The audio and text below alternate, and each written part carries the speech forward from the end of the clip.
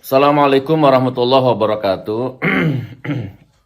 Alhamdulillah, bersyukur kepada Allah. Allahumma sholli ala Muhammad, bersolawat kepada Nabi. Ya, jadi habis sholat subuh pagi-pagi dapat laporan eh, penista agama Paul Zeng ya, yang kemarin saya bahas di video. Katanya menerima tantangan saya untuk mendatangi alamatnya. Ternyata dia tinggal di Den Haag. Den Haag itu mana? Belanda ya? Saya pikir di Indonesia. Oke, tapi begini. Sebentar, ini handphonenya nggak nemu tempat.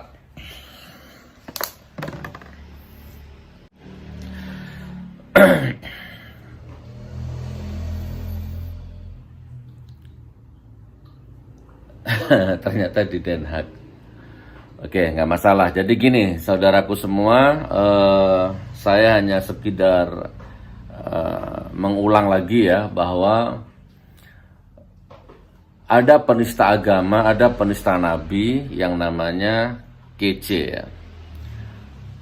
Perhatikan, Kece ditangkap polisi di Bali. Kece ditangkap polisi. Artinya apa? Artinya Kece ini adalah kriminal ya, ditangkap di Bali. Terus langsung dibawa ke Bareskrim. Artinya Kece adalah kriminal, dan memang Kece ini adalah penista agama ya, ditangkap atas tuduhan penista agama, di penjara. Kan sudah jelas itu, salah berarti kan? Menista agama, menista nabi, ditangkap. Kemudian di dalam penjara ya, menurut sumber yang sangat valid karena saya pernah di sana, di tahanan ya, Kece ini arogan. Karena saya tahu di tahanan Bareskrim itu, sudah saya bahas di video yang lama, semua sistem sudah baik ya, agama Hindu, Kristen, Buddha, Islam di sana sudah sangat baik. Baik-baik saja, rukun ya. Yang Islam ibadah, yang Kristen juga ibadah, sama. Nah, tiba-tiba datang Kece ya, dengan arogannya, dengan kesombongannya, bertingkah aneh di dalam, maka dihajarlah Kece ini di sana. Penista agama ditangkap di Bali, ditahan, di dalam tahanan dihajar. Nah, rupanya ada yang bela. Ya, yang bela adalah Paul Zeng ini. Ya, dengan membuat peristiwa ini menjadi bias kemana-mana. Ya, Paul Zeng ini ya. Maka saya membuat video.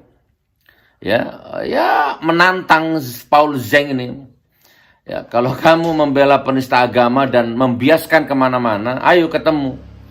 Ya, jangan pikir aku pengecut kalau hanya ketemu dengan orang seperti kamu, mau fisik, mau hujah, mau argumen, saya siap.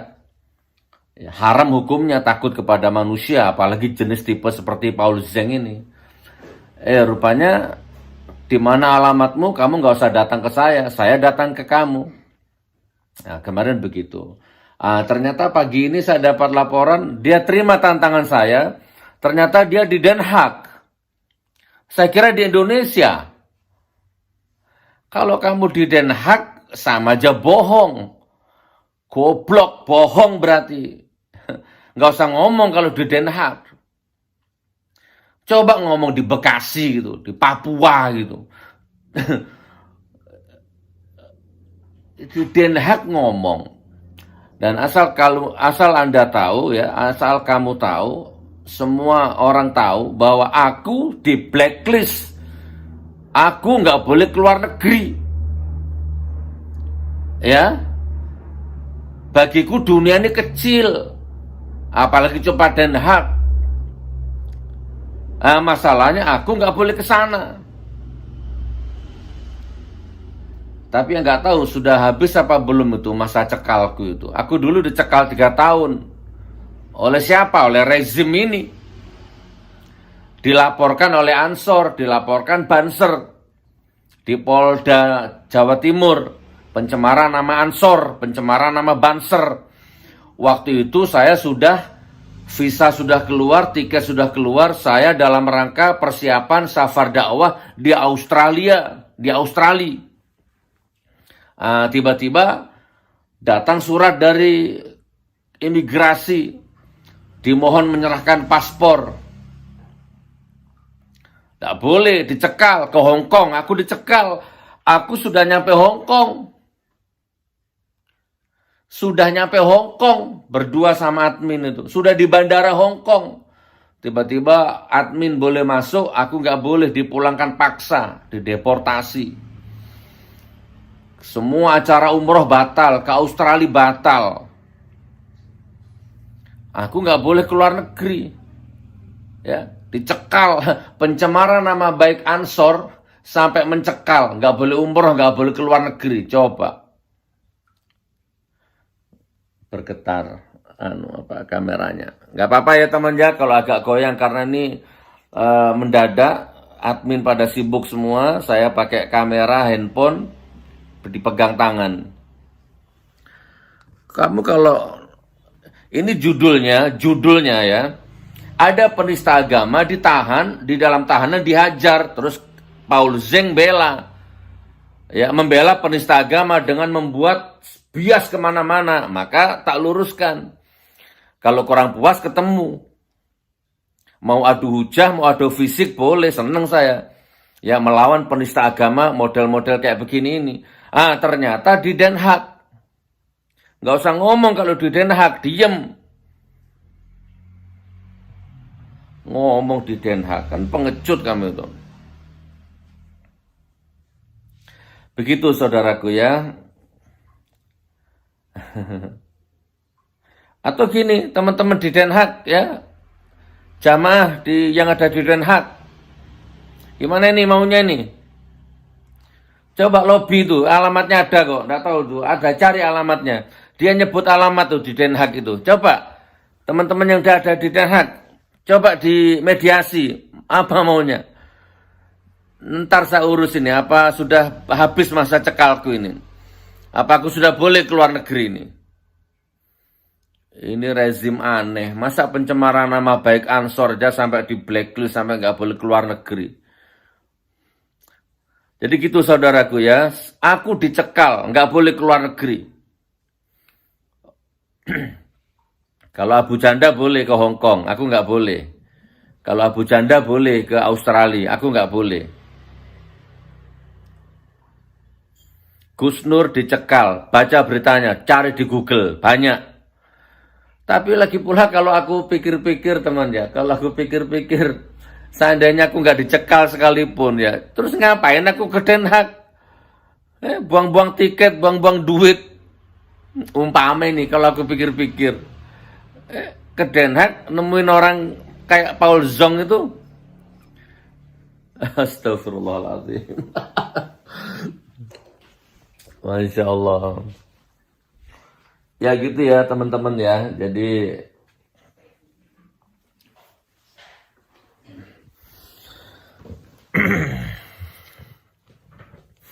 ini aku dapat beritanya ini barusan itu. Paul Zeng terima tantangan Gus Nur. Mana tadi? Nah ini. Saya terima tantangan Gus Nur. Ini alamat saya. Bersumpah akan mendatangi saya. Ini alamat saya. Aku dikirimin. Pol, Zeng. Kece ditangkap oleh polisi. Artinya dia salah. Itu pun ditangkapnya di sawah. Dia lari waktu itu. Buronan. Aku nggak lari. Aku ditangkap di rumah. Nggak lari, aku pantang lari. Aku sudah 3 kali diperiksa polisi. Maksudnya udah 3 kali masuk persidangan. Kalau Kece ditangkap di Bali, melarikan diri di sawah-sawah itu ditangkap. Artinya Kece itu kriminal. Kece itu artinya salah memang, menista agama, masuk ke tahanan. Di tahanan diajak tabayun sama Jenderal Napoleon. Sama teman-teman yang lain diajak tabayun, arogan. Dihajarlah. Itu intinya. Nah, si Paul Zeng ini membiaskan kemana-mana seolah begini, begitu, begini, begitu. Seolah-olah itu di tahanan rutan Bareskrim itu seolah-olah nggak profesional. Oke. Terus saya buat video nantang-nantang si Paul Zeng. Ternyata diterima tantangan saya. Gus, diterima tantangannya. Live orangnya tadi malam. Mana alamatnya? Den Haag. Matamu asu, Den Haag kok ngomong, bangsat kamu itu. Nggak usah ngomong kalau di Den Haag.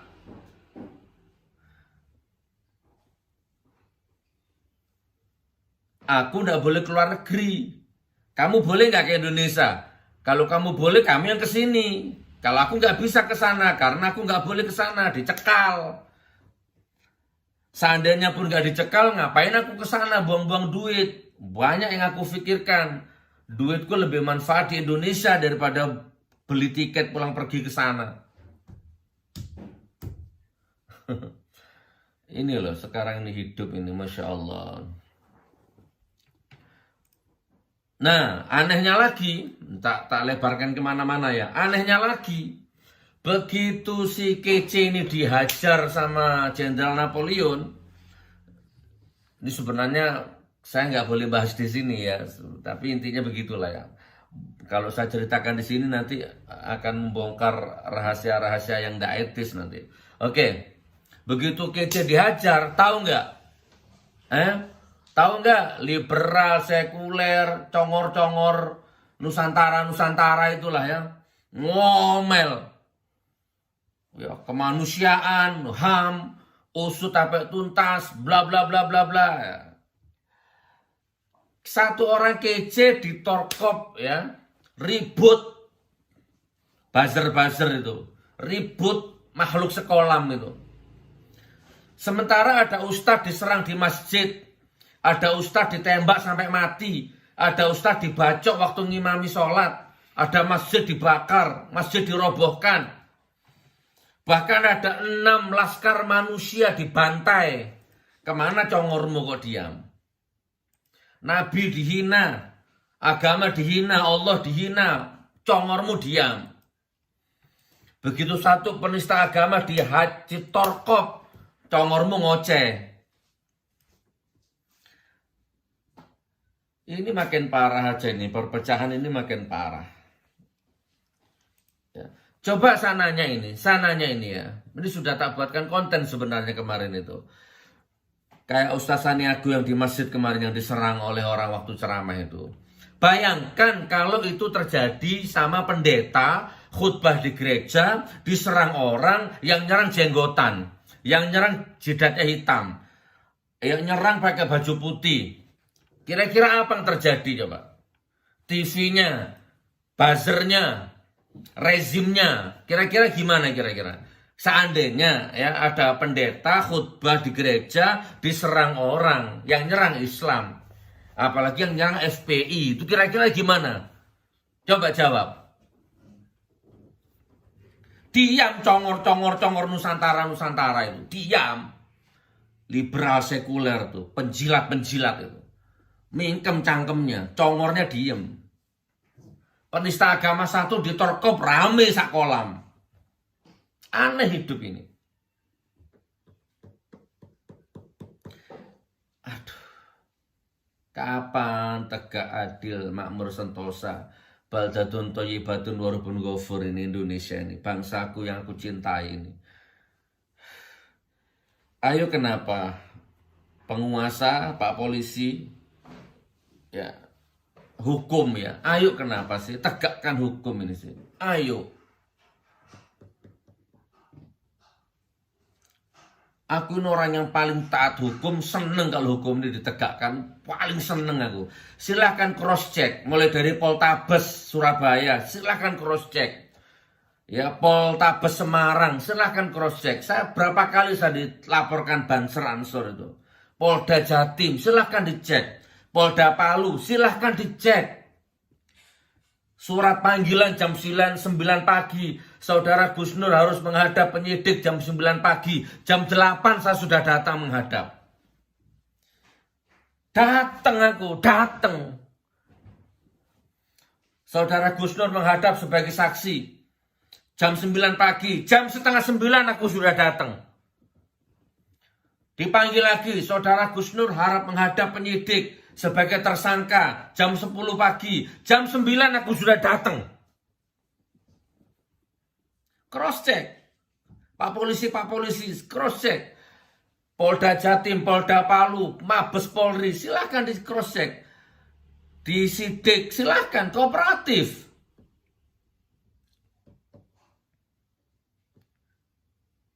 Sidang jam 9, sidang jam 10, jam 9 aku sudah datang. Sidang di pengadilan Surabaya, negeri, sidang jam 10, jam 9 aku sudah datang.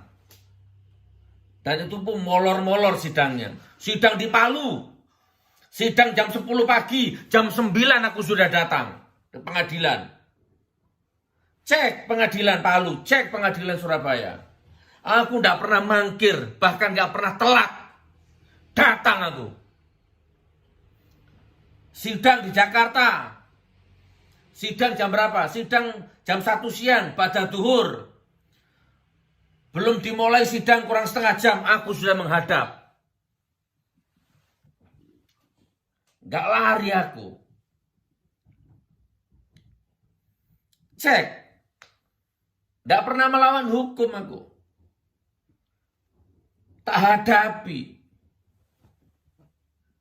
Apalagi cuman ketemu Paul Zeng. Taek Paul Zeng. Ngomong di Den Haag. Ini urusan hak dan batil. Kalau kamu mau bawa-bawa ini ke ranah-ranah agama, tak beli kamu, berapa hargamu. Kamu atau aku yang mati, selesai. Tak infakkan sudah. Urus ketemu manusia-manusia model kamu ini. Saya banyak punya teman pendeta. Saya banyak punya teman non-muslim, gak ada masalah. Di tahanan Bareskrim, saya kenal dan akrab sama orang-orang non-muslim. Gak masalah. Tapi kalau kamu membawa ini ke ranah-ranah yang aneh-aneh, tak beli. Lu jual, gue beli. Ini jadi kayak anak kecil.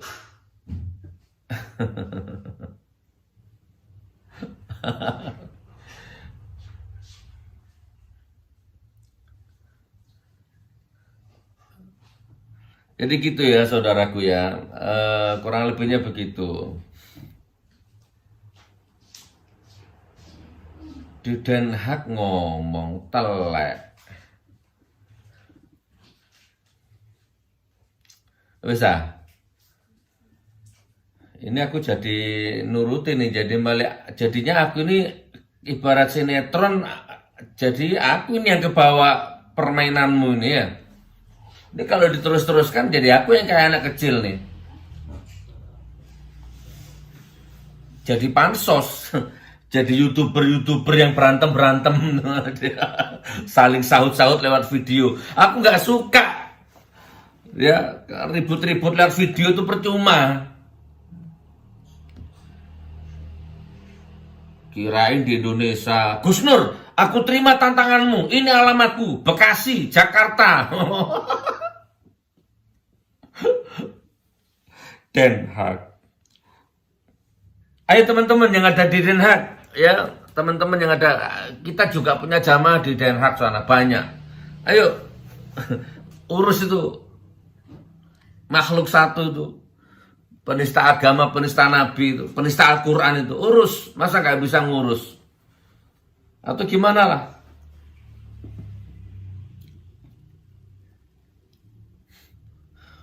Oke, mumpung aku inget ya, kembali ke Ustadz Saniago yang diserang kemarin ya. Sebenarnya saya kalau boleh mengkritik ya, ini bukan mengkritik sih, ini hanya spontan watakku aja ya. Ya, orang itu kan memang beda-beda ya, orang tuh beda-beda, sensor reflektivitasnya tuh memang beda. Cuman waktu saya lihat Ustadz Saniago yang diserang waktu ceramah di masjid, diserang, itu kan beliau lari ya.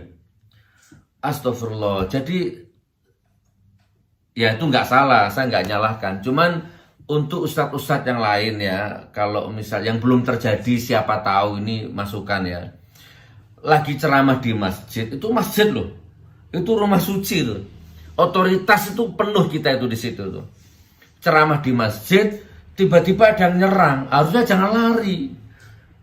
saya kalau minta nanti saya takabur, nggak boleh, nanti salah niat. Ya Allah, kok bukan saya yang diserang di masjid? Nah, kan nggak boleh kalau gitu kan? Namanya nanti salah niat, namanya takabur. Ya tapi namanya otak ini kan otak nakal ya. Kok nggak aku yang diserang ya? Ustadz ceramah di masjid diserang itu kan pilihannya cuma dua harusnya. Kamu yang hidup atau aku yang hidup. Kamu yang mati atau aku yang mati. Kamu yang masuk penjara atau aku yang masuk penjara, kan gitu. Loh, ceramah di masjid itu kan apa ya? Jihad ya. Di rumah Allah tiba-tiba diserang. Lah kan nggak ada rumus lari sudah. Nggak ada rumus lari. Kalau kamu mendatangiku dengan kecepatan 10 km per jam, aku akan song-song kamu dengan kecepatan 50 km per jam bila perlu. Kan gitu harusnya rumusnya itu. Ceramah di masjid.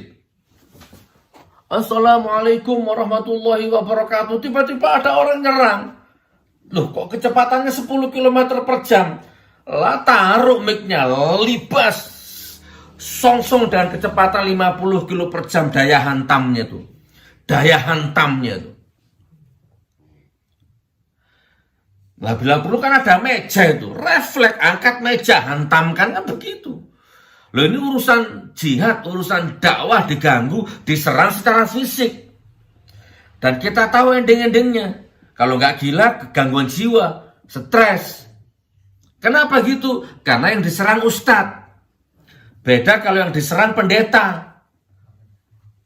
Nah itu nanti media, Metro, Kompas itu buzzer, wah radikal, teroris.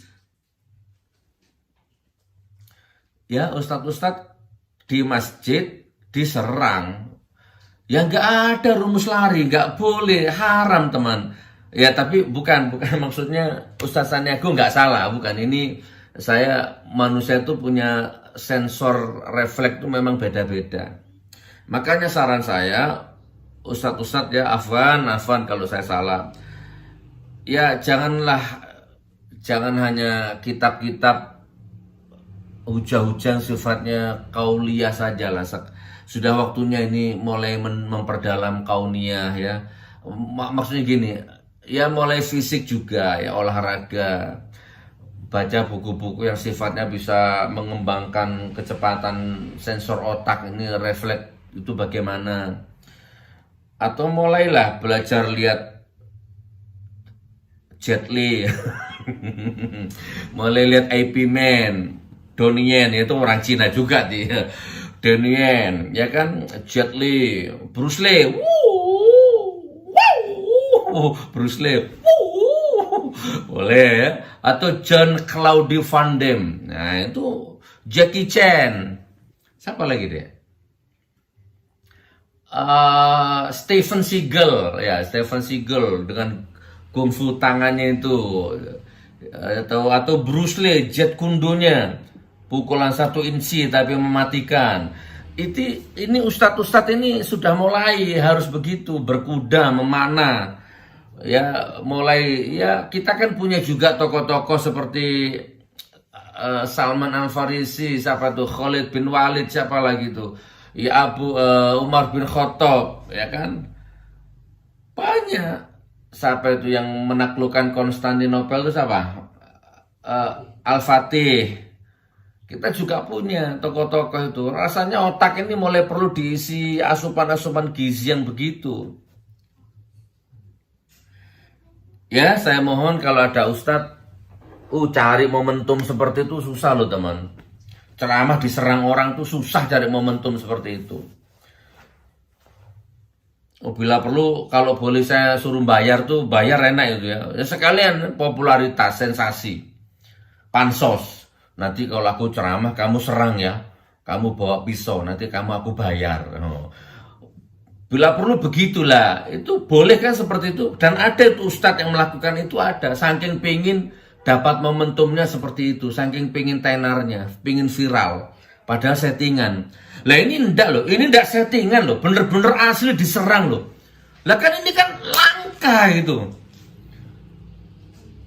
Sayang, kapan lagi kita punya kesempatan mukul penista agama dan bebas dari jerat hukum? Kapan lagi?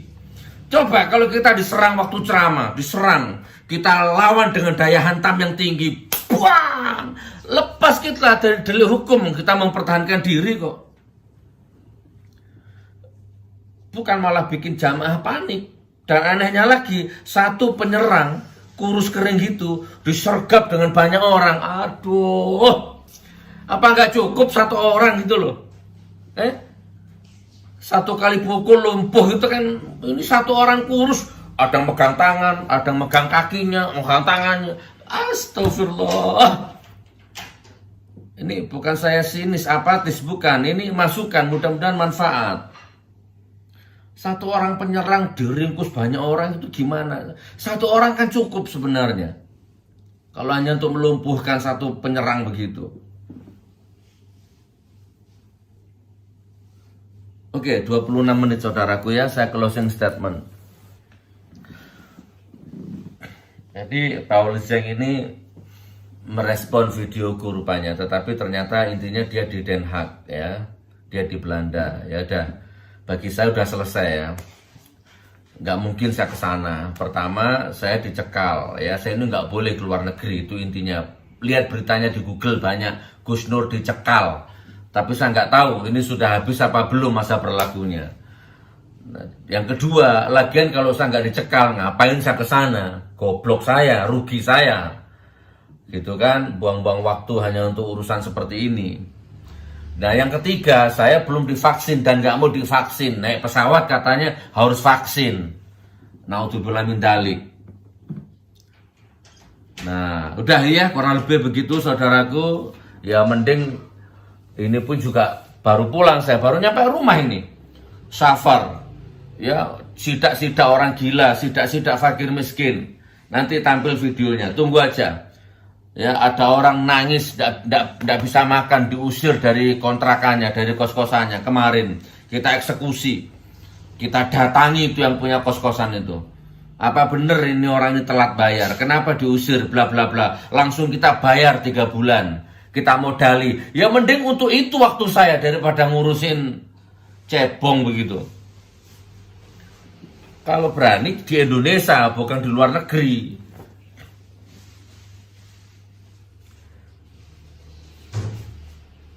Sudah ya 28 menit.